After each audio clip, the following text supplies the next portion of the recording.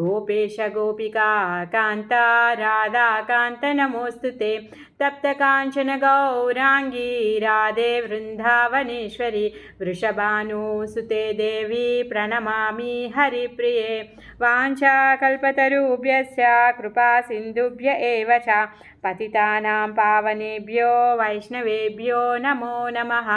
नमो विष्णुपादाय कृष्णप्रेष्ठाय भूतले श्रीमते भक्तिवेदान्ता स्वामिन्निति नामिने नमस्ते सारस्वते देवे गौरवाणी प्रचारिणे निर्विशेषा शून्यवादी पाश्चात्यदेशतारिणे श्रीकृष्ण चैतन्य प्रभु नित्यानन्द श्री अद्वैता गदाधरा श्रीवासादि गौरभक्तवृन्द हरे कृष्णा कृष्ण कृष्ण हरे हरे हरे राम राम राम हरे हरे। मूकं करोति वाचालं पंगुं लंघयते गिरिं यत्कृपातमहं वन्दे श्रीगुरुं दीनतारिणं शीलप्रभुपाद की जय, श्री गुरुदेव की जय। हरे कृष्ण अंदरिकी स्वागतं। मन శ్రీకృష్ణ కథాసుధలోకి ద్వారకాకి షిఫ్ట్ అయిపోయారు కృష్ణ। జై కృష్ణ మాత। హరే కృష్ణ మాతాజీ। ద్వారకాకి షిఫ్ట్ అయిపోయారు। అక్కడికి వెళ్ళిన తర్వాత రుక్మిణీదేవి లెటర్ పంపించింది, తను వినిపించట్లేదు।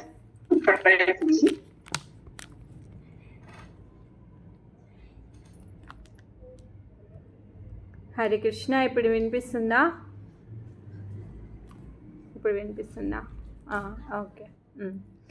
అయితే రుక్మిణీదేవి లెటర్ పంపించడము, ఆ లెటర్ చదివిన తర్వాత కృష్ణుడు రుక్మిణీదేవిని తీసుకొని రావడానికి వెళ్ళడము, ఆ సంగ్రామంలో జరాసంధుడి యొక్క సైన్యము, తర్వాత శిశుపాలుడి సైన్యము, రుక్మి సైన్యము వీళ్ళందరినీ కూడా హతమార్చడము, రుక్మి శపథం తీసుకోవడము, నేను రాజ్యంలోనికి వెళ్ళకుండా ఉంటాను అని చెప్పేసి తను బయటే ఉంటాడు। తర్వాత రుక్మిణీదేవిని తీసుకొని ద్వారకాకు వచ్చిన తర్వాత అంగరంగ వైభవంగా రుక్మిణి కళ్యాణం అవుతుంది। రుక్మిణి కళ్యాణం అయిన తర్వాత రోజులు కొనసాగుతూ ఉన్నాయన్నమాట।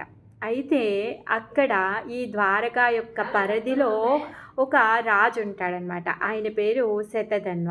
ఈయన సూర్యుడి యొక్క ఉపాసకుడు, సూర్యుడి యొక్క భక్తుడు అనమాట। సూర్యుడు ఈయన యొక్క భక్తిని మెచ్చి ఆయనకి ఒక మణిని గిఫ్ట్ చేశాడనమాట, ఆ మణిని ఇచ్చాడు। ఏంటి అంటే అది సెమంతక మణి। సెమంతక మణిని శతధన్వుడికి సూర్యుడు ఇచ్చాడు। మరి ఆ మణి యొక్క ఏంటి అంటే దాని యొక్క ప్రత్యేకత ఏంటి అంటే ఆ మణి రోజు కూడా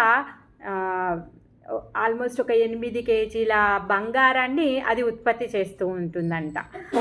అంత విశేషమైంది అనమాట। ఇంకా మణి ఏ విధంగా మెరుస్తూ ఉంటుంది అంటే అది సూర్యుడి యొక్క తేజంతో ఉంటుంది।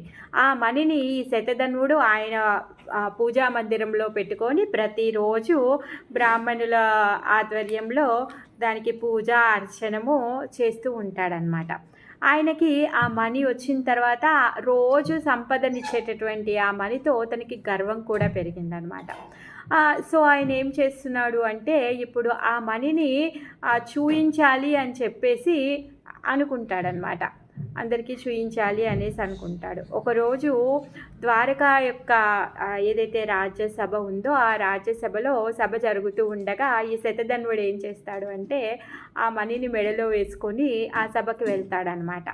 ఆ సభకు వెళ్తే అక్కడ ఉన్నటువంటి ఆ ద్వారకావాసులు వెళ్ళేటప్పుడు కానీ అక్కడ ఆ సభలోకి వెళ్ళినప్పుడు కానీ అక్కడ ఉన్న వాళ్ళు ఆయనని సాక్షాత్ నిజంగా సూర్యదేవుడే వస్తున్నాడేమో అనేసి అనుకున్నారంట। ఎందుకంటే దేవాదిదేవుడి సుధర్మ సభలో ఉండి తను అక్కడ సభని కొనసాగిస్తుండగా ఎంతోమంది దేవతలు వచ్చి భగవానుడికి వాళ్ళకి నచ్చిన విధంగా బహుమానాలు ఇవ్వడము, లేకపోతే భగవంతుడి యొక్క దర్శనం చేసుకొని వెళ్ళడము నడుస్తూ ఉంటుందన్నమాట। అదేమి కొత్త కాదు। సూర్య, చంద్ర, ఇంద్ర, వాయు ఎవరైనా సరే ఎప్పుడైనా అప్పుడప్పుడు ఈ సుధర్మ సభకి దేవాదిదేవుడైన శ్రీకృష్ణుడు ఉన్నటువంటి ఆయన రాజ్యసభకి వచ్చి ఆయన దర్శనం చేసుకొని వెళ్ళడం అది కామన్ అనమాట. సో ఈ సత్రాజిత్ వస్తూ ఉంటే ఆయన మెడలో వేసుకున్నటువంటి ఆ సెమంతక మణి నుంచి వచ్చేటటువంటి తేజంతో ఆయన కూడా చాలా తేజంగా కనిపిస్తున్నాడంట. అప్పుడు వీళ్ళందరూ కూడా ఏమనుకున్నారు అంటే సూర్యుడే వస్తున్నట్టున్నాడు కృష్ణుడితో కలవడానికి అని చెప్పేసి అనుకుంటున్నారనమాట. ఆ విధంగా వాళ్ళందరూ అనుకుంటూ ఉన్నారు. కానీ తర్వాత తెలిసింది ఏంటి అంటే తను సూర్యదేవుడు కాదు, తను శతధన్వుడు అని చెప్పేసి. ఆ శతధన్వుడు ఏమంటారు ఆ విలువైనటువంటి మణిని ధరించేసి వచ్చాడు. అప్పుడు కృష్ణుడు ఏమంటాడంటే శతధన్వుడిని, నీ దగ్గర ఉన్నటువంటి ఏదైతే ఈ అద్భుతమైనటువంటి మణి ఉందో అలాంటివి అంటే ఈ ఉన్నతమైనటువంటివి రాజుగారికి ఇచ్చి ఆయనని గౌరవించడం వల్ల అది బాగుంటుంది. అంటే ఇంత ధనం ఇచ్చేది ఇంత ఉత్తమమైంది రాజుకి ఇస్తే చాలా మంచిది అని చెప్పేసి ఉగ్రసేనుల వారికి ఇవ్వమనేసి చెప్తారనమాట. అయితే దానికి శతధన్వుడు ఒప్పుకోడనమాట. నేను ఎందుకు ఇస్తాను, నేను ఇవ్వను అని చెప్పేసి తను అని నిరాకరిస్తాడనమాట. రాజుకి ఇవ్వడానికి తనకి అసలు ఇంట్రెస్టే లేదు. ఇలాంటి ఉత్తమమైనవి రాజు దగ్గర ఉంటే రాజు ఏం చేస్తాడు, కోశాగారంలో పెట్టి దాని నుంచి వచ్చిన దానికి ప్రజల ఉపయోగానికి లేకపోతే భగవంతుడి సేవకి అలా దాన్ని ఉపయోగిస్తారు. అందుకని చెప్పేసి నువ్వు రాజుకి ఇస్తే బాగుంటుంది అని చెప్పేసి కృష్ణుడు అడుగుతాడు. కాకపోతే శతధన్వుడు ఒప్పుకోడు అనమాట. శతధన్వుడు ఒప్పుకోడు, తను తిరిగి ఇంటికి వెళ్ళిపోతాడు. సో తర్వాత దాన్ని ఎవరు పట్టించుకోరు. అలా కొన్ని రోజులు అయిన తర్వాత ఒకరోజు శతధన్వుడికి తమ్ముడు ఉంటాడు ప్రసేనుడు. ఈ ప్రసేనుడు ఏం చేస్తాడంటే వాళ్ళ అన్న దగ్గరికి వెళ్ళి, అన్న నాకు ఈ మణిని చూస్తే చాలా ఆకర్షితంగా ఉంది, నాకు దీన్ని ధరించాలి అని కోరిక ఉంది, నేను ఇప్పుడు బయటికి వెళ్తున్నాను. యాక్చువల్గా అప్పుడు ఈ ప్రసేనుడు ఏం చేస్తాడు అంటే వేటకు వెళ్తాను అని చెప్పేసి వెళ్తూ ఉంటాడు. రాజులకు అదొక షోకు కదా, అలా వేటకు వెళ్ళేసి అడవికి వెళ్ళి వేటకు వెళ్ళేసి రావడం. ఆ విధంగా శతధన్వుడు ఏమంటాడంటే అన్నను అడుగుతాడు, అన్న నేను కూడా ఒకసారి వేసుకుంటాను అనేసి అంటారు. ఇప్పుడు అంతే కదా, అన్నదమ్ముళ్ళు అక్క చెల్లెళ్ళు కూడా అంతే. ఏదైనా మంచి నెక్లెస్ ఉందనుకోండి, నేను ఎక్కడైనా బయటికి వెళ్ళేటప్పుడు ఆ నెక్లెస్ని మార్చుకుని వేసుకుంటూ ఉంటారు కదా. అదేవిధంగా ఈ ప్రసేనుడు కూడా వాళ్ళని అన్నని అడిగి ఆ సెమంతక మణిని తను మెడలో వేసుకొని ఆ లాకెట్ లాగా తను మెడలో వేసుకొని అడవికి వెళ్తాడనమాట. ఆ అడవికి వెళ్ళిన తర్వాత ఆ అడవిలో ఒక సింహం ఉంటుంది. ఆ సింహము ఈ ప్రసేనుడిని తర్వాత అతను వెళ్ళినటువంటి గుర్రాన్ని ఇద్దరిని చంపేసి ఆ మణిని పట్టుకుంటుందన్నమాట. ఎందుకంటే అది మెరుస్తూ ఉంది. ఆ సింహం ఏం చేస్తుంది మణితో, దాని నుంచి బంగారం వస్తుందా, లేకపోతే ఈ మణి పెట్టుకుంటే నాకేమైనా అద్భుతమైన దివ్యమైన శక్తులు దానికేమీ లేదు. దానికి ఊరికే అది మెరుస్తుంది. ప్రసేనుడిని చంపేసింది, ఆయన గుర్రాన్ని కూడా చంపేసింది. దాని ఆకలి తీర్చేసుకొని తర్వాత అది మెరుస్తుంది. దాన్ని తీసుకొని వెళ్తుంది అనమాట. అక్కడే ఉన్న పక్కన ఉన్నటువంటి కొండ గుహలోకి వెళ్తుంది అనమాట. ఆ కొండ గుహలో మణి అలా పడి ఉంటుంది, దానికి అసలు సంబంధం కూడా లేదు. అయితే ఒకరోజు అక్కడి నుంచి భల్లూక రాజు అయినటువంటి మన జాంబవంతుడు అక్కడి నుంచి వెళ్తూ ఉంటాడనమాట. జాంబవంతుడు ఎవరు, మన రాముడి యొక్క లీల జరిగినప్పుడు ఉన్నటువంటి జాంబవంతుడే త్రేతాయుగం నుంచి ఇప్పుడు ఇంకా ద్వాపర యుగం వరకు తను ఉన్నాడనమాట. ఆయనది దివ్యమైన శరీరం. అలాంటి దివ్యమైన శరీరము ఆయన రామనామం చెప్పుకుంటూ అక్కడే ఆ కొండలో దగ్గరలో ఉన్నటువంటి ఒక బిలంలో తను ఉంటాడు జాంబవతుడు. తను ఆ రోజు ఊరికే తను అలా వెళ్తాడు. తను ఏదో ఆహారం కోసమో లేకపోతే కట్టెల కోసమో దేనికోసమో వెళ్ళుంటాడు బహుశా. అలా వెళ్ళినప్పుడు ఆ కొండ గుహ దగ్గర ఉత్తిగా పడిపోయి ఉన్నటువంటి మణి చాలా దగదగా మెరుస్తుందంట. మెరుస్తూ ఉంటే సరే ఈ మణి చాలా బాగుంది కదా అని చెప్పేసి తను తీసుకోవడానికి వెళ్తాడు. అప్పుడు ఈ సింహం అటాక్ చేస్తుంది జాంబవంతుడిని. జాంబవంతుడు ఊరికే గుద్దేసి ముష్టిగా ఊరికే ఏమంటారు చేయితోనే ఆ సింహాన్ని చంపేస్తాడనమాట. చాలా బలశాలి జాంబవంతుడు. ఆ విధంగా ఆ సింహం చచ్చిపోతుందన్నమాట. సింహం చచ్చిపోయిన తర్వాత ఆ మణిని తీసుకొని వచ్చి ఏం చేస్తాడు, ఆయన కూడా పెద్దదని దాంతో ఏదో బంగారం తయారవుతుంది లేకపోతే పేరు ప్రతిష్ట వస్తుందని తను ఎప్పుడు ఆలోచించలేదు. దాన్ని చూసి అరే చాలా బాగుంది మెరుస్తుంది కదా అని చెప్పేసి పిల్లోడికి ఇస్తే ఆడుకుంటాడు కదా అని చెప్పేసి ఈ జాంబవంతుడు వాళ్ళ పిల్లోడికి ఇచ్చేస్తాడనమాట. ఆ పిల్లోడు పట్టుకొని దాన్ని ఆడుకుంటూ ఉంటాడనమాట. అయితే ఇది ఇక్కడ జరిగింది. ఈ ప్రసేనుడు వేటకి వెళ్ళాడు. వేటకు వెళ్ళి కొన్ని రోజుల వరకి తిరిగి రాడనమాట. తిరిగి రాకపోయేసరికే ఇక్కడున్నటువంటి ఆహ్, ఆహ్, సారీ సత్రాజిత్తుకి అనుమానం వస్తుందనమాట. ఏంటి ఆ అనుమానం అంటే, కృష్ణుడు శమంతకమణిని అడిగితే ఇవ్వలేదు కదా, అందుకనే కృష్ణుడు నా తమ్ముడిని కిడ్నాప్ చేశాడో మరి ఏం చేశాడో ఆ శమంతకమణిని ఎత్తుకొని పోయాడు అని చెప్పేసి తను ఒక నింద వేస్తాడనమాట. ఆ నింద ఎలా అయిపోయింది అంటే, ప్రతి ఒక్కరు కూడా ఈ సత్రాజితు వేసినటువంటి ఆ నిందని ప్రతి ఒక్కరు కూడా మాట్లాడుకుంటూ ఉన్నారనమాట. అది ఎట్లా అంటే, అడవిలో మొదలైనటువంటి అగ్నిలాగా అడవిని దహించేసినట్టుగా ఆ నింద గురించి అందరూ గుసగుసలు చెప్పుకుంటూ ఉన్నారనమాట. అలా గుసగుసలు చెప్పుకుంటూ చివరి ఆఖరికి కృష్ణుడి దాకా వచ్చింది. కృష్ణుడి దాకా వస్తే అప్పుడు కృష్ణుడు ఈ అపవాదిని మొయ్యాలి అనేసి అనుకోవట్లేదు. ఆయన వెన్న దొంగతనం చేశాడు కాబట్టి వెన్న దొంగ అంటే తను చాలా గ్రేట్గా సంతోషంగా ఫీల్ అయ్యాడు. ప్రతి ఒక్కరు వెన్న దొంగ అని చెప్పేసి పూజిస్తే తన భక్తులు నన్ను ఆ విధంగా కీర్తిస్తున్నారని ఆనందపడ్డారు. కానీ తను చెయ్యనటువంటి పనికి తనని దొంగ అంటే తను సమ్మతించట్లేదనమాట. అందుకని చెప్పేసి అలా కాదు, దీన్ని తేల్చి వేసేయాలి అని చెప్పేసి కృష్ణుడు ఏం చేస్తాడు అంటే, సరే ఇప్పుడు అసలు ఆ మనీ వేసుకొని ఈ ప్రసేనుడు ఎక్కడికి వెళ్ళాడు అని చెప్పేసి ఎంక్వైరీ చేసి ఆ ప్రసేనుడు వెళ్ళిన దారి గుండగానే, ఎందుకంటే గుర్రం మీద వెళ్ళాడు కాబట్టి ఆ దారి గుండగానే వెళ్తాడనమాట. వెళ్ళిన తర్వాత తీరా చూస్తే అడవిలో ప్రసేనుడు చచ్చిపోయి ఉంటాడనమాట. ఎలా చచ్చిపోయి ఉన్నాడు అంటే, సింహం యొక్క అటాక్తో సింహము తనని చంపేసినట్టుగా తెలుస్తుంది. ఆయన శరీరం ఇంకా అక్కడే పడి ఉంది శిథిలావస్థలో. తర్వాత ఆ సింహం వెళ్ళినటువంటి దారిని కనుక్కుంటూ వెళ్ళారు. మరి అప్పటికి ప్రసేనుడి దగ్గర ఈ శమంతకమణి ఉందా అని వెతికితే ప్రసేనుడి దగ్గర శమంతకమణి లేదు. ప్రసేనుడి శవం మాత్రమే ఉంది అక్కడ. ఆ గుర్రం కూడా చచ్చిపోయి ఉందన్నమాట. సో అక్కడి నుంచి ఆ సింహాన్ని వెతుకుంటూ ఆ పక్కన ఉన్నటువంటి కొండ ప్రాంతం వరకు వెళ్ళారు. కృష్ణ బలరాములు ఇద్దరు వెళ్ళారు. మరి ఇలాంటి అపనింద పడినప్పుడు తను ఇది తప్పని నిరూపించడం కోసం గాను కృష్ణ బలరాములు ఇద్దరూ ఒంటరిగా రాలేదంట ఆ మణిని వెతకడానికి. ఆ ద్వారకాలో ఉన్నటువంటి కొంతమంది ప్రజలను కూడా ఎవరైతే ఉంటారో వాళ్ళందరినీ కొంతమందిని వాళ్ళ వెంట తీసుకొని వచ్చారు. అలానే వీళ్ళందరూ కలిసి వెతుకుతూ ఉన్నారు. ఆ కొండ గుహ దాకా వెళ్ళారనమాట. వెళ్ళిన తర్వాత చూస్తే అక్కడ సింహం చనిపోయి ఉంది. మరి సింహం చనిపోయి ఉంది ఎందుకంటే ఇక్కడ సింహం చంపింది ప్రసేనుడిని. ఇప్పుడు సింహం చూస్తే సింహం కూడా చనిపోయింది. మరి సింహం ఎలా చనిపోయింది అంటే, పెద్ద సింహం చంపడం అంటే నార్మల్ విషయం కాదు కదా, ఏదో ఒక ఆయుధంతోనో బాణంతోనో తన్ని చంపేసి ఉండాలి. కానీ అక్కడ చూసేందుకు ఏమీ లేదు.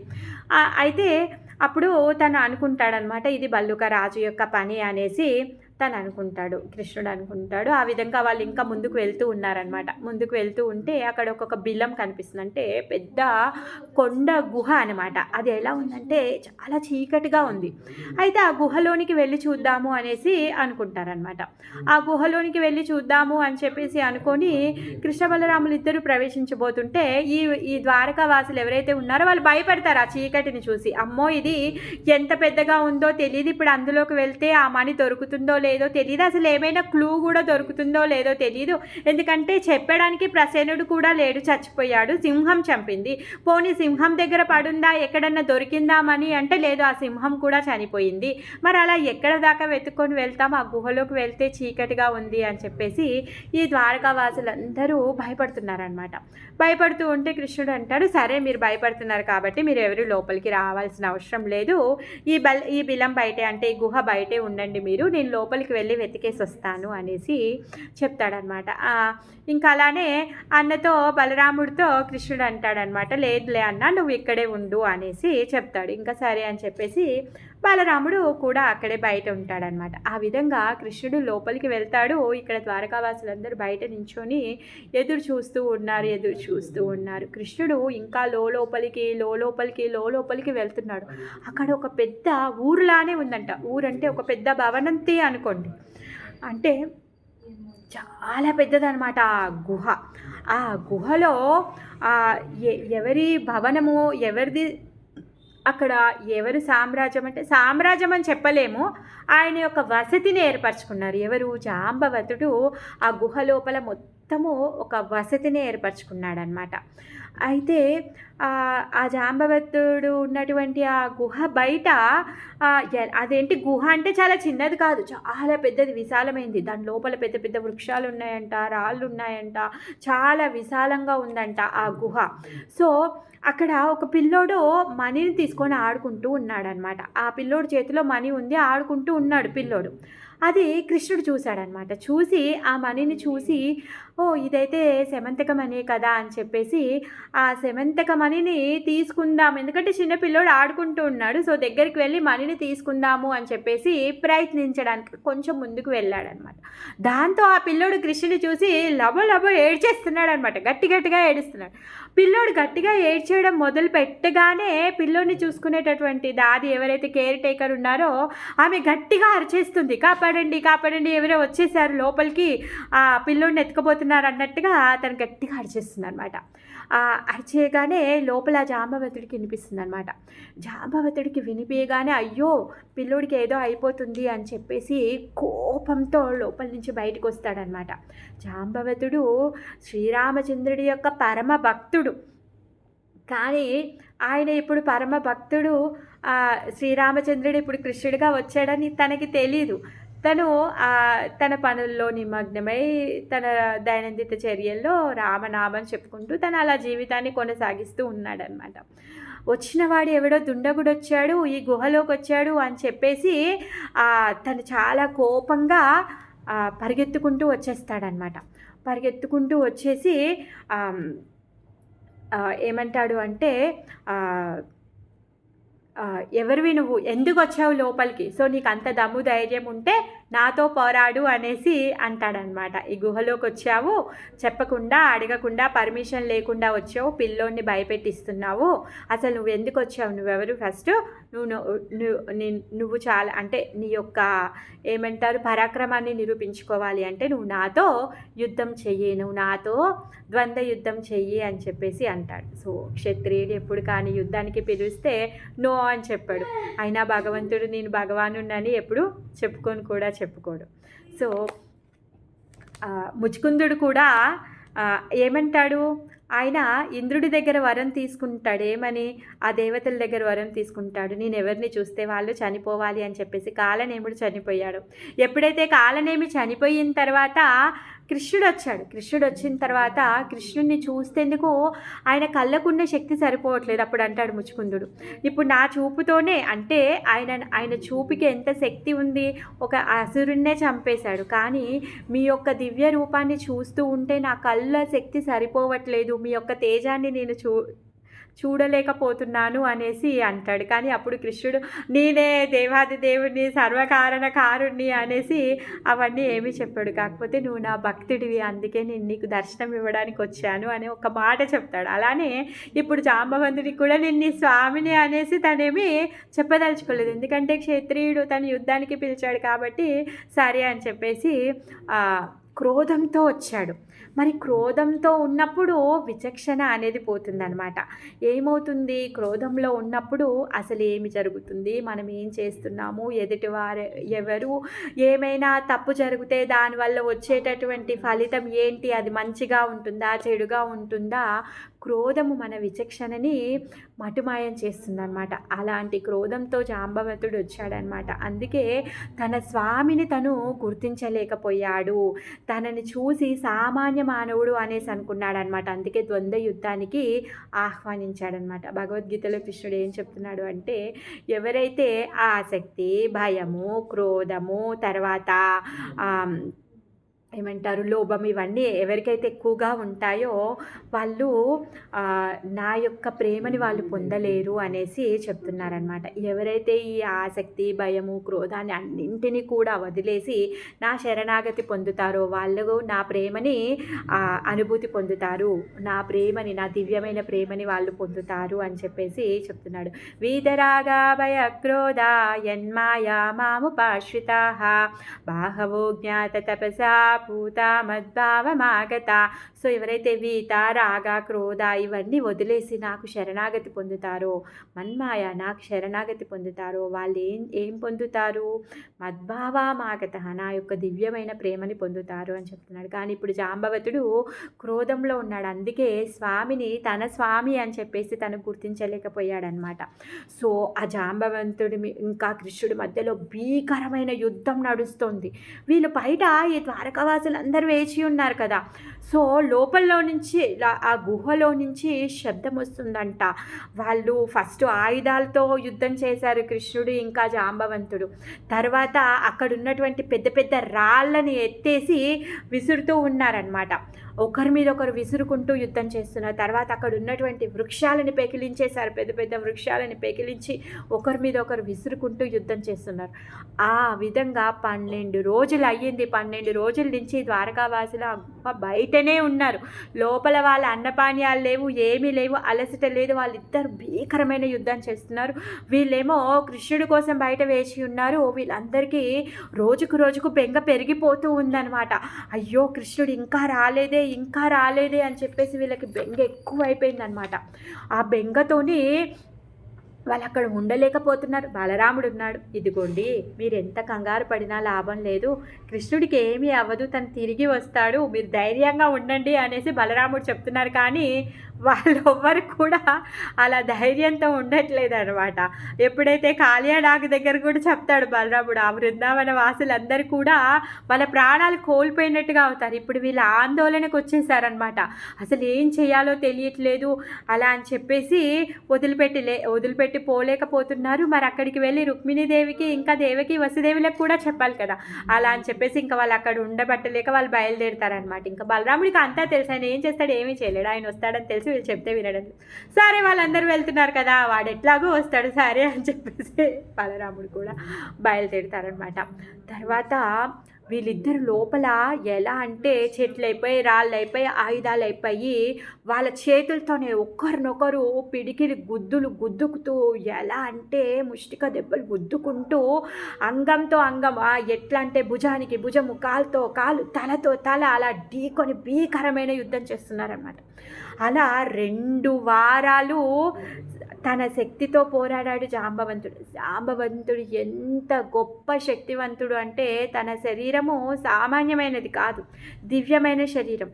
తను ఎప్పుడైతే ఎంగేజ్లో ఉన్నాడో మొత్తం భువన భాండం అంతా కూడా మార్నింగ్ వాక్ వెళ్ళేసి వచ్చేవాడంట. ఒక్కసారి కాదు 7 సార్లు తిరిగి వచ్చేవాడంట. మొత్తం ఈ భువనం అంతా కూడా తిరిగి వచ్చేవాడంట. అలా ఒక్క అడుగేస్తేనే ఆల్మోస్ట్ ఒక 220 మైళ్ళు అంత దూరంలో ఆయన ఒక్క అడుగు. మనం ఒక్క అడుగేస్తే 2 ఫీట్లు కూడా సరిగ్గా వేయం మనం అడుగు. కాకపోతే జాంబవంతుడు ఒక్క అడుగేస్తే అన్ని మైళ్ళ దూరం తను వెళ్తాడనమాట. అంత గొప్ప శక్తి పరాక్రమం కలిగినటువంటి వాడు. ఎప్పుడైతే ఈ లంకని సీతమ్మను వెతకడానికి వెళ్ళేటప్పుడు హనుమంతుల వారితో అంటాడు కదా, నేను ఇప్పుడు ముసలివాడిని అయిపోయాను, నేను వెళ్ళగలుగుతాను కానీ తిరిగి రాలేను అని చెప్పేసి.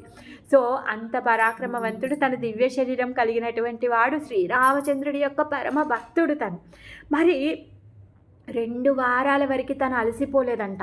2 వారాల తర్వాత జాంబవంతుడి నుంచి చెమటలు వస్తున్నాయంట. ఆ చెమటలతో తడిచిపోతున్నాడు.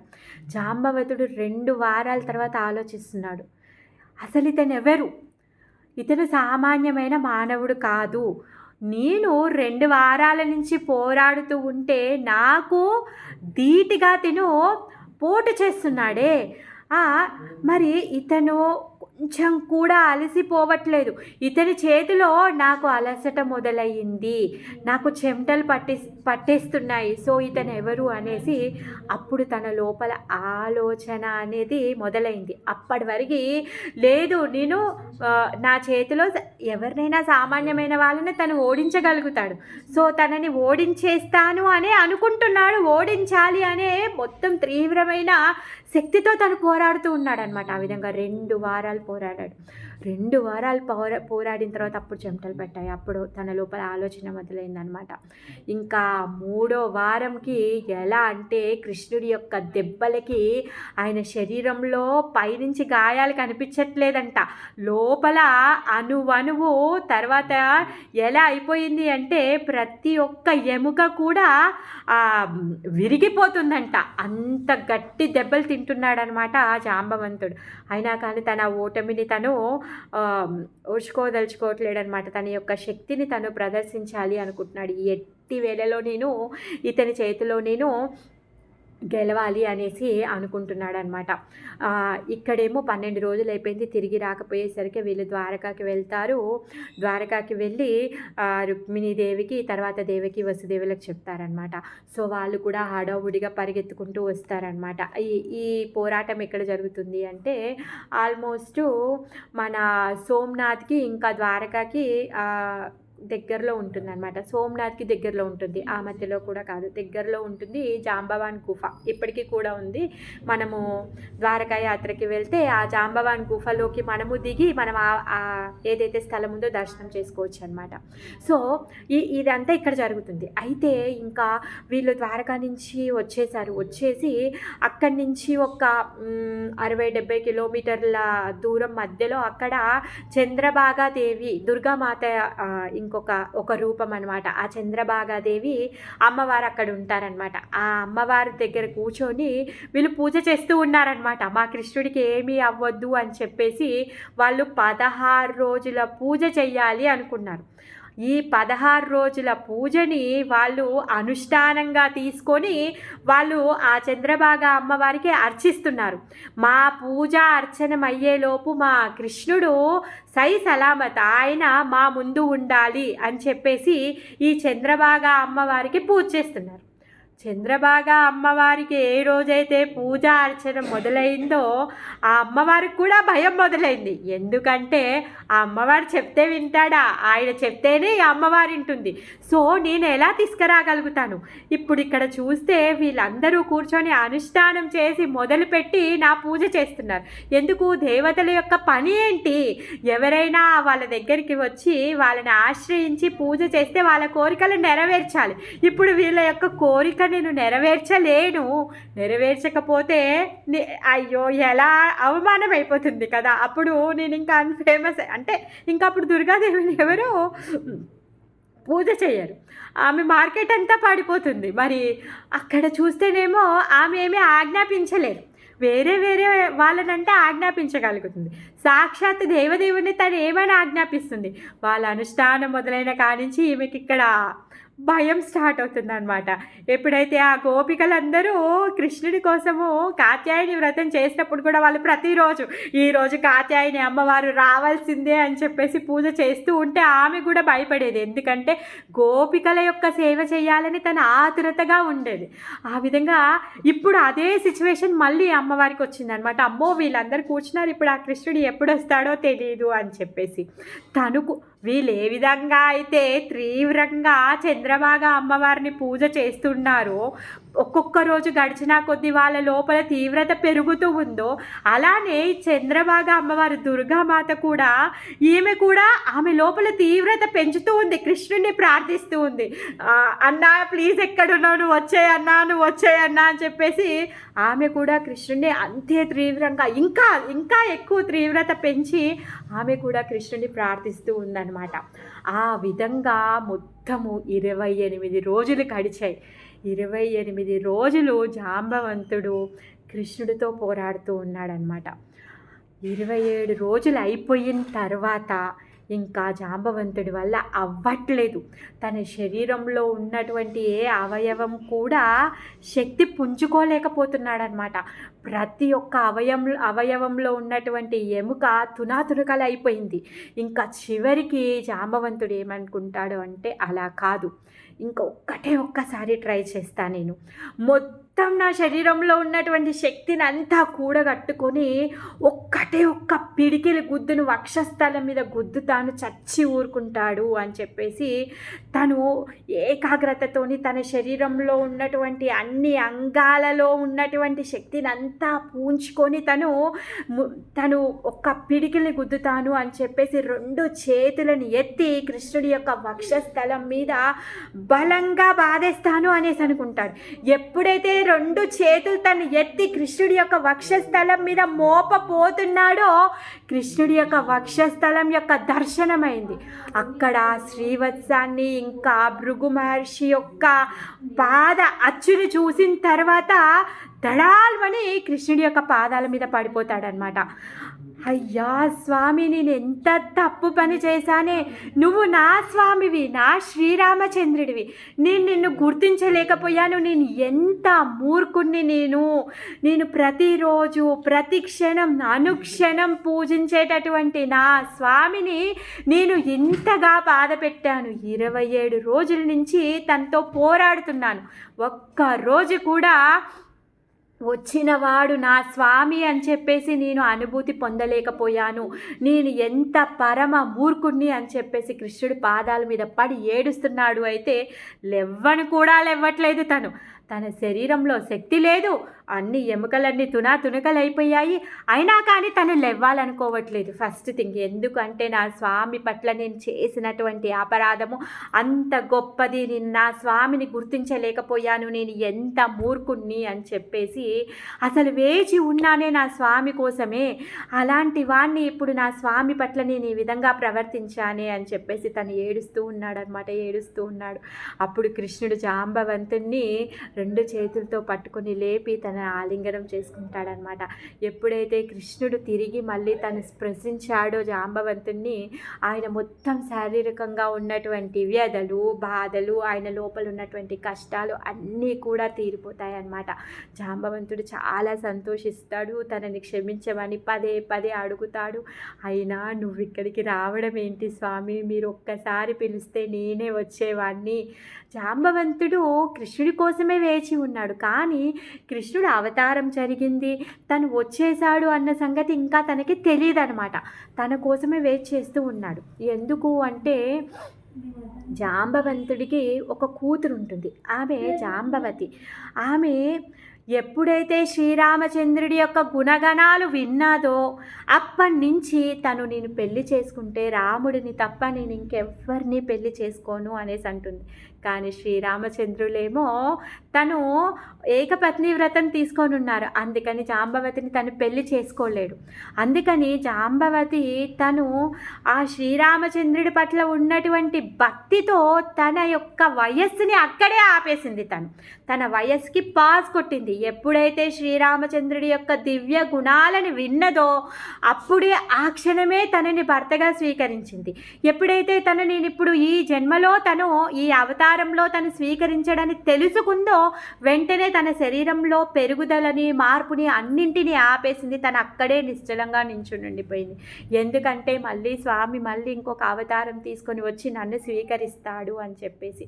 ఏ విధంగా అయితే రుక్మిణీదేవి తను అంటుంది, మీరు ఇప్పుడు నన్ను స్వీకరించకపోతే నేను ఎన్ని జన్మలైనా నేను ఇలానే ఉంటాను అని చెప్పేసి. అదే పని రాముల వారి యొక్క గుణగణాలు విన్నటువంటి జాంబవతి అదే పని చేసి అదే విధంగా తను వెయిట్ చేస్తూ ఉందన్నమాట. జాంబవతుడు అంటున్నాడు, నేను వేచి ఉన్నానే నీకోసం స్వామి, నీకు నీ యొక్క సొమ్ము ఏదైతే ఉందో నా ఆధ్వర్యంలో ఉందో తనని నీకు అప్పచెప్పి నేను ఇంకా వెళ్ళిపోవాలి. నేను అప్పటి నుంచి త్రేతాయుగం నుంచి ఇప్పటి వరకు వేచి ఉన్నానే నీకోసమే స్వామి అని చెప్పేసి తను బాధపడుతూ ఉంటాడనమాట, ఏడుస్తూ ఉంటాడనమాట. అయితే అప్పుడు కృష్ణుడు చెప్తాడు, అవును మంచిగానే ఉంది, ఓకే, కాకపోతే తను ఏమంటాడంటే నాకు ఈ సెమంతక మణి కావాలి అనేసి అడుగుతాడనమాట. అడిగినప్పుడు ఆ సెమంతక మణితో పాటు ఈ జాంబవతి అనే మణిని కూడా తను అర్పిస్తాడనమాట. కృష్ణుడు ఏమంటాడంటే, కరెక్టే, నువ్వు సింహాన్ని చంపేసి నువ్వు ఆ మనీని తీసుకొని వచ్చావు కాబట్టి ఆ మనీ మీద మొత్తం హక్కు నీకే ఉంది. సో నువ్వు నీ ఇష్టానుసారంగా నువ్వు నాకు ఆ మనీని ఇవ్వు అనేసి అడిగితే అప్పుడు నా పుత్రిక నీ కోసమే ఉంది అని చెప్పేసి జాంబవతి మనీని కూడా తను జాంబవతిని కూడా ఇచ్చి పంపిస్తాడనమాట. ఆ విధంగా ఆ జాంబవతిని తీసుకొని బయటికి వస్తాడు. ఆ కొండ బిలం ఏదైతే ఉందో ఆ కొండ గుహలో నుంచి బయటికి వచ్చి తన యొక్క పాంచజన్యాన్ని ఊపుతాడనమాట, పూరిస్తాడనమాట. సో ఎప్పుడైతే ఈ శంఖారావం వినిపించిందో ఈ ద్వారకా వాసుల హృదయాల్లో పరమ ఆనందం నిండిపోయిందనమాట. ఆ చివరి రోజు అక్కడ ఉన్నటువంటి చంద్రబాగా అమ్మవారు కూడా ఎదురు చూస్తున్నారు. ఎందుకంటే అది 16వ రోజు. అప్పటికి వాళ్ళ పూజ అర్చన అనుష్ఠానం అంతా అయిపోతుంది. ఆ రోజు కృష్ణుడు రాకపోతే చంద్రబాగా అమ్మవారు ఏం చేయాలో కూడా తనకి తెలియదు. అలాంటి పరిస్థితుల్లో ఆమె కూడా కృష్ణుడిని తదేకంగా తను ప్రార్థిస్తూ ఉంది అనమాట. అందుకే ఈ ద్వారకా వాసులందరి హృదయాలని చంద్రబాగా అమ్మవారి హృదయాన్ని కూడా ఆనందపరచడం కోసంగానే కృష్ణుడు ఆ రోజు ఆ యుద్ధం కంప్లీట్ అయిందనమాట. లోపల జాంబవంతుడు ఇంకా కృష్ణుడి యొక్క యుద్ధం కంప్లీట్ అయ్యి జాంబవతిని తీసుకొని వస్తాడనమాట. జాంబవతిని తీసుకొని వస్తాడు. మరి రుక్మిణీదేవి ఒకతే ఉంది అప్పటికి భార్య.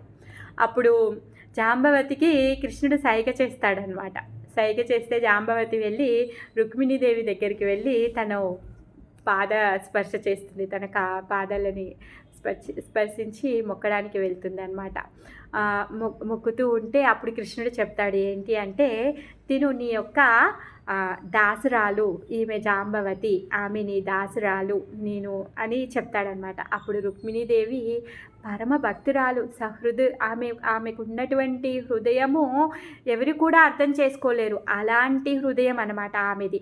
తను అప్పుడు జాంబవతిని లేవనెత్తి తను ఉంటుందేమంటే ఈమె సహభాగిని అనేసి తనంటుంది. ఈమె నా సేవకురాలు కాదు, ఈమె నా సహభాగిని అనేసి తను అంటుందన్నమాట. ఆ విధంగా జాంబవతిని తను కృష్ణుడి భార్య తను ఇంకో భార్యగా తను స్వీకరించిందనమాట. అలాంటి కరుణ హృదయము, విశాల హృదయం కలిగినటువంటిది రుక్మిణీదేవి అనమాట. సో తర్వాత చెప్తాడనమాట. చెప్పి అక్కడ ఏం జరిగిందో చెప్తారు. ఇంకా అందరూ కలిసి అక్కడి నుంచి ఆ చంద్రబాగా అమ్మవారి గుడి నుంచి ద్వారకాకి వెళ్ళిపోతారు.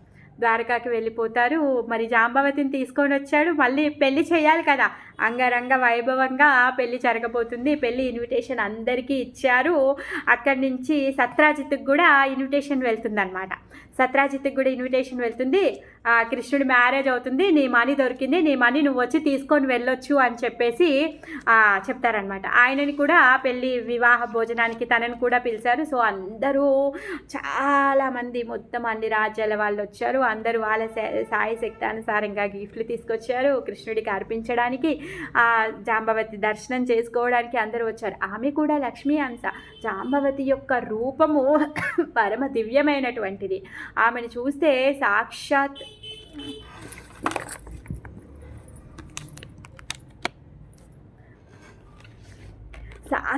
లక్ష్మీనారాయణ దర్శనం చేసుకున్నట్టుగా అనిపిస్తుంది అనమాట. ఇంకా అందరూ వచ్చారు. అప్పుడు సత్రాజిత్ని చూసి, నీ వల్ల మేము కూడా కృష్ణుని తప్పుగా అర్థం చేసుకున్నాం, నువ్వు వేసిన అపవాదు వల్ల మా స్వామిని మేము తప్పుగా అర్థం చేసుకున్నామని చెప్పి ప్రతి ఒక్కరు సత్రాజిత్తుని తిట్టడం. పాపం అందరూ కృష్ణుడి యొక్క మ్యారేజ్కి వచ్చి ఫుల్ ఫీస్ట్ని హాయిగా ఆనందంగా ఎంజాయ్ చేస్తున్నారు. కానీ సత్రాజిత్ మాత్రము కృష్ణుడి వివాహ భోజనం కూడా సరిగ్గా భోజనం చేయలేడంట. పాపం అందరి మాటలు విని తన మనసు చాలా చిన్నపోయిందనమాట. తిండి కూడా సరిగ్గా తినలేడు. తర్వాత సభకి పిలిచి అందరి ముందు, ఉగ్రసేనుడి ముందు, అందరి ముందు కూడా ఆ మనీని తీసుకొని సత్రాజిత్కి సెమంతక మనీని ఇచ్చేస్తాడనమాట. ఇచ్చేసి చెప్తాడు, ఈ విధంగా నీ మనీని దొంగిలించలేదు, నువ్వు ఎప్పుడైతే ఇవ్వనన్నావో నా తర్వాత వదిలేశాను, నాకు అవసరం లేదు నీ మనీ, మా దగ్గర మాకు సరిపడినంత లక్ష్మీ ధనం ఐశ్వర్యం మాకుంది, నీ యొక్క మనీ మాకు అవసరం లేదు అని చెప్పేసి తనకి ఇచ్చేస్తాడనమాట. సో సత్రాజిత్ అప్పుడు కృష్ణుడి దగ్గర నుంచి ఆ మనీని తీసుకొని తన మెడలో వేసుకొని తన భవనానికి వెళ్తూ ఉన్నాడు అనమాట. చాలా పశ్చాత్తాపడుతున్నాడు. అందరూ చెప్పిన మాటలు విని పాపం మనసు చిన్నబోయింది. తను ఇంకా ఎలా అయిపోయింది అంటే ఏడ్చుకుంటున్నాడు అనమాట. ఇంకా ఇంటికి వెళ్తాడు. ఇంటికి వెళ్ళి ఆ రోజు దారిలో ఇంటికి వెళ్ళిన తర్వాత భవనంలో అక్కడ కూర్చొని బాగా బాధపడతాడు. బాధపడి సరే ఈ మనీని నేను ఇలాంటి అపవాదు కృష్ణుడి మీద వేశాను, నేను చేసిన పని సరి అయింది కాదు కాబట్టి మరి ఈ మనీని కృష్ణుడికే ఇచ్చేస్తాను అనేసి అనుకుంటాడనమాట.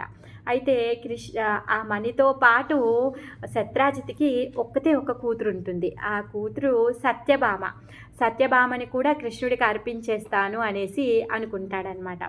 ఆ విధంగా తను మనీని ఇంకా సత్యభామని తీసుకొని నెక్స్ట్ డే సభకు వెళ్తాడు. కృష్ణుడి యొక్క రాజ్య సభకు వెళ్ళి ఆ మనీతో పాటు సత్యభామను కూడా స్వీకరించమని అడుగుతాడనమాట. అప్పుడు కృష్ణుడు మరి క్షత్రియుడు తన పుత్రికనిచ్చి ఇస్తాను మీకు అనేసి అన్నప్పుడు స్వీకరించాలి. సో ఆ విధంగా కృష్ణుడు ఏమంటాడంటే సరే సత్యభామని, ఎందుకంటే ఆయన పశ్చాత్తాపడుతున్నాడు, మీ పట్ల నేను అపరాధం చేశాను కాబట్టి మీ పట్ల ఉన్నటువంటి అపరాధాన్ని నేను పూడ్చుకోవడం కోసం మీకు కృతజ్ఞతాభావంగా నేను నా స్వతహాగా ఈ మనీతో పాటు నా పుత్రిక రత్నాన్ని, ఈ 2 రత్నాలను నేను మీకు ఇస్తాను అని చెప్పేసి తను అంటాడనమాట. సో ఇంకా మొత్తము ఎవరైతే అక్కడ పెద్దలు ఉన్నారో వాళ్ళందరూ ఒప్పుకోగా సత్యభామని పెళ్లి చేసుకుంటాను తను ఒప్పుకుంటాడు. అయితే అలానే ఈ మనీని ఇస్తుంటే కృష్ణుడు ఏమంటాడు అంటే నాకు ఈ మనీ వద్దు, ఈ మనీ పట్ల నాకు ఆకర్షణ లేదు అంటే, అలా కాదు ఈ మనీ మీకోసమే అనేసి అంటాడనమాట. మీకోసమే అంటే సరే అని చెప్పేసి కృష్ణుడు ఏం చేస్తాడు అంటే ఆ మనీని మీ దగ్గరే పెట్టుకోండి, ఆ మనీ వల్ల వచ్చేటటువంటి ధనం ఏదైతే ఉందో ఆ ధనాన్ని మా కోశాగారానికి ఇవ్వండి అనేసి అంటాడనమాట. అప్పుడు సత్రాజిత్ ఏంటంటే సరే ఓకే ఇది బాగుంది, సరే దానివల్ల వచ్చినటువంటి ధనాన్ని మీకు అర్పించడం బాగుంది కదా అని చెప్పేసి తను ఓకే అంటాడు. ఆ విధంగా సత్యభామ వివాహం కూడా జరుగుతుందన్నమాట. ఎప్పుడు జాంబవతితో అయ్యింది పెళ్ళి ఈరోజు, నెక్స్ట్ డేనే మళ్ళీ ఇంకో కళ్యాణం, సత్యభామతో ఇంకో పెళ్ళి అవుతుంది. అంగరంగ వైభవంగా వివాహం జరిగింది, అందరూ వచ్చారు, మళ్ళీ గొప్ప ఫీస్ట్ అయ్యింది, అంతా బాగుంది, అన్నీ సక్రమంగా జరుగుతున్నాయి. అయితే ఇక్కడ ఏమైంది అంటే ఈ సత్రాజిత్తు ఎప్పుడైతే కృష్ణుడు కలిశాడో కృష్ణుడిని కలిసేదానికంటే ముందు ఆయన కూతురికి సంబంధాలు వెతికాడనమాట. ఆ సంబంధాలు వెతికేటప్పుడు చాలా గొప్ప వాళ్ళ దగ్గరికే వెళ్ళాడు. ఎవరంట అంటే చాలా పరాక్రమవంతులైన ఈ శతధనుడి దగ్గరికి వెళ్ళాడంట, కృతవర్మ దగ్గరికి వెళ్ళాడంట, తర్వాత అక్రూర పుత్రుడి దగ్గరికి అంటే అక్రూరుడి యొక్క పుత్రుడికి సంబంధాన్ని మాట్లాడాడంట. ఆ విధంగా ఎన్నో సంబంధాలు చూశాడు కూతురి కోసం. చూసిన తర్వాత ఈ ముగ్గురికి మాత్రము మీరు ఆగండి అనేసి చెప్తాడంట. అంటే ఇంకా ఫిక్స్ అవ్వచ్చు అన్న విషయము చెప్తాడనమాట. సో ముగ్గురిట్లో ఎవరితోనో ఒకరితోనో ఆయన ఫైనల్ చేసుకుందాము అని జాతకాలు అన్నీ చూసేస్తాడు. కాకపోతే ఇప్పుడు కృష్ణుడికి జరిగినటువంటి అవమానం పట్ల తిను అవమానంగా ఫీల్ అయిపోయి ఇప్పుడు కృష్ణుడికి కృతజ్ఞతాభావంగా అంటే నేను చేసినటువంటి అపరాధంకి నేను ప్రాయశ్చిత్తంగా ఏదో ఒకటి చెయ్యాలి అని ఆ బాధలో ఆ తొందరపాటులో తను ఏం చేశాడు, వీళ్ళ ముగ్గురికి కూడా నేను మా అమ్మాయిని మీకు ఇవ్వను అని చెప్పలేదు, వాళ్ళకి కనీసం ఇన్విటేషన్ కూడా ఇవ్వలేదు. మా అమ్మాయికి పెళ్ళవుతుంది అని చెప్పేసి ఒక మాట కూడా చెప్పకుండా, ఏది చెప్పకుండా వాళ్ళని వేచి ఉండండి అని చెప్పేసి ఆపి ఇప్పుడు ఏం చేశాడు, సప్పుడు లేకుండా చెప్పకుండా ఇంటిమేషన్ ఇవ్వకుండా కృష్ణుడికి ఇచ్చి పెళ్లి చేశాడు. అవునా కాదు? సో ఇప్పుడు వాళ్ళందరికీ సత్రాజిత్ దగ్గర ఉన్నటువంటి మణి పట్ల అండ్ సత్యభామ కూడా చాలా సౌందర్యవంతురాలు. మరి ఈ ఇద్దరిని వాళ్ళు పెళ్లి చేసుకుంటామని వాళ్ళు బాగా ఆశపడ్డారు.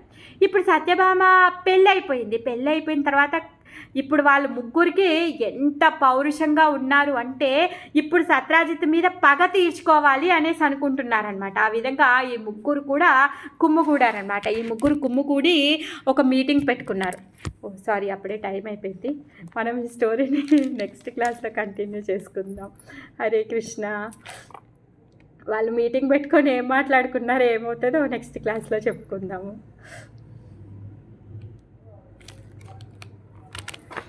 हरे कृष्ण माताजी। हरे कृष्ण माताजी।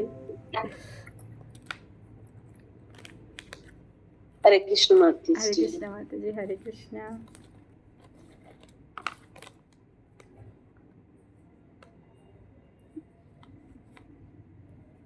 హరే కృష్ణ. అందరికీ ధన్యవాదాలు ఇంతసేపు ఓపిక అయినందుకు.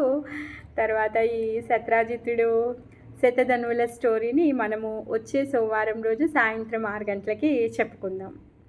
హరే కృష్ణ. హరే కృష్ణ. హరే కృష్ణ.